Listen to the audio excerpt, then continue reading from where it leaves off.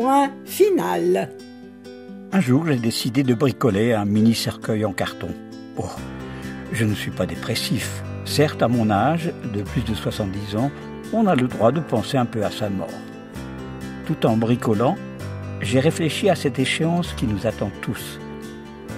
Et en même temps, j'ai pu regarder sur mon passé et je me suis rendu compte que j'avais bricolé ma vie comme je bricolais mon cercueil. Pas très professionnel. Mais en même temps, je savais qu'un jour, je me retrouverais devant mon Père Céleste, qui, lui, ne va pas attendre de moi que je sois parfait.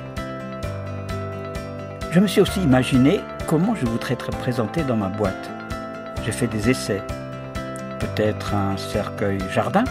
J'aime beaucoup les jardins, comme celui où j'ai pris cette photo chez des amis dans la région de Genève. Peut-être un cercueil papier peint, qui ressemble à un tableau d'art contemporain trouvé dans un des nombreux musées que j'ai visités. Peut-être un cercueil décoré graphiquement par des dessins faits par ma petite fille de 8 ans, dont la partie supérieure rappelle un vitrail de cathédrale.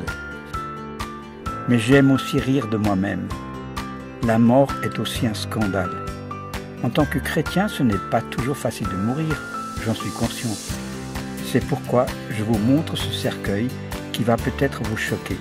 Je l'intitule « Chienne de vie qui ne respecte même pas la mort ». Et là aussi, c'est un dessin d'une de mes nièces.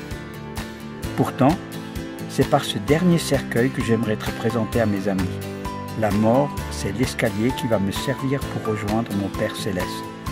C'est une conviction et non un souhait. Je serai éternellement en paix.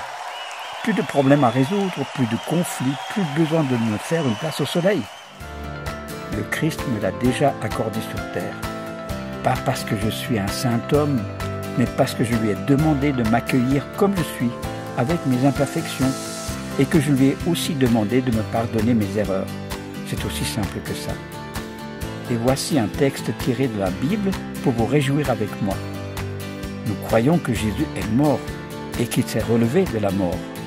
Donc, de la même façon, ceux qui sont morts avec Jésus en croyant en lui, Dieu les réunira à Jésus. Première lettre aux Thessaloniciens, au chapitre 4, au verset 14.